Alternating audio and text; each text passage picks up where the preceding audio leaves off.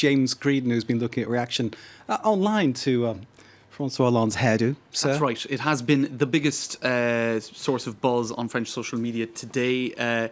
Coiffeur gate. Coiffeur being hairdresser gate. Coiffeur gate. Was the top buzzing topic on social media. And we have Guillaume Tessé. Now, he's a Twitter star here in France. He does this thing which they call croisons-les, or let's sort of blend them. And he blends often two personalities together. So he's been blending Hollande with anybody and everybody in a bid to find out how it is worth €10,000 a month. I love the Zlatan Ibrahimovic ones. Very funny. So, basically what he's been doing is he's been finding people with a slightly more intricate and complicated hairstyle than Hollande has, because let's be honest, he doesn't ever.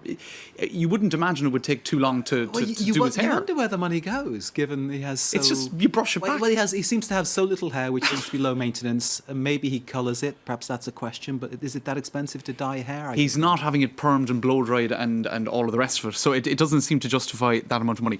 This is my favourite François Hollande.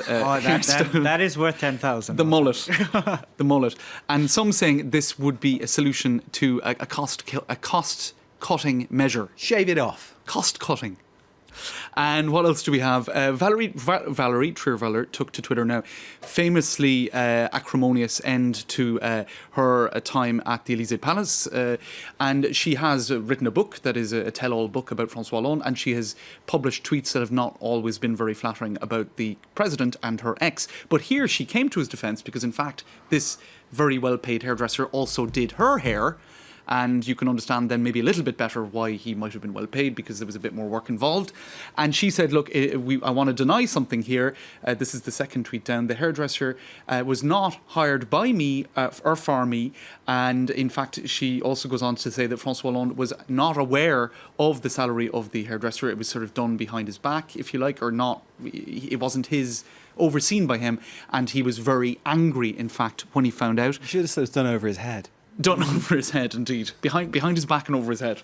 And Slate.fr says, actually, let's be fair, he has cut the costs of at the Élysée Palace, which is famously decadent and all of that, every single year since he's been there. So there is a fair bit of cost cutting going on. He's smarter though, isn't he, hair-wise? Well, yes, I'm sure he had a bit of quaffing done that day by his well-paid hairdresser. OK, let's move on, James. And I suspect you're taking us to the vicinity of number 10 Downing Street, London.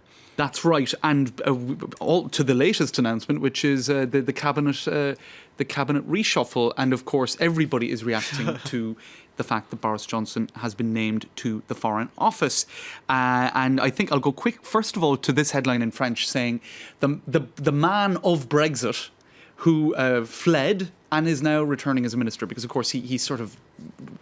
One was thinking he was leaving public life to some extent or another 2 weeks ago, and so I don't think people expected him back. Britain's new top diplomat, this is an article from the Washington Post, said that Hillary Clinton looks like a sadistic nurse in a mental hospital. That's one thing Johnson said. I could tell you something very rude he said about Turkey's president, but I can't because that would offend the TV standards people. It might be in that Washington Post article, because what they've done there is they have a catalogue of such moments. Another one that got a lot of press recently was he suggested that Park Kenyon Obama may have an ancestral dislike of the UK. So certainly not known for being very diplomatic when he's going to be the top diplomat. He's basing that on the Mau Mau insurgency or something. It's ridiculous, isn't it? You know? Totally. So a lot of people. So he speaks. Before his brain engages, we're led to believe. Or does he? Or does he? I think he's a very clever Machiavellian man. I think you might be right. I think it's a kind of an act. I think it's an act. And you see, but the impression is he's quote unquote a buffoon, which in fact allows him to behind the scenes perhaps operate in an less unobstructed manner. Boris Johnson's phone right now. What does the Foreign Secretary do? I think he knows very well what he does. Also, of course, he's going to be overseeing MI6. So some people saying that James Bond or his likes might not be too impressed, and here's Johnny English. Johnny English, there we go. So look, there you go. That's getting a lot of reaction. And of course, the news that preceded that, which is Theresa May arriving at number 10. What do we have in that regard? A lot of people focusing on the fact that a lot of the press has been focusing on the shoes. I don't think I have time to go into all of the different aspects of press coverage, but she does have very elegant shoes. And I guess if she's wearing flashy shoes, she's probably where the people will talk about them to some extent. But The Sun, when Margaret Thatcher arrived at number 10, was perhaps less focused on style issues, and some people wondering, such as this article in The Guardian, have we actually regressed since those days in 1979 in terms of sort of gender treatment of different genders in Downing Front page of the Sun, there was vote for your page 3 favourite. I noticed the sidebar there, which you get naked women in the paper. That's right. So at least that's been changed. That's a good point. That is a very good point. We can't show that. That is, it's gone now. What about if the media wrote about Theresa May's husband, the way they talk about Samantha Cameron? We have a couple of examples of that. Philip May shows off tiny waist in a navy blue two-piece.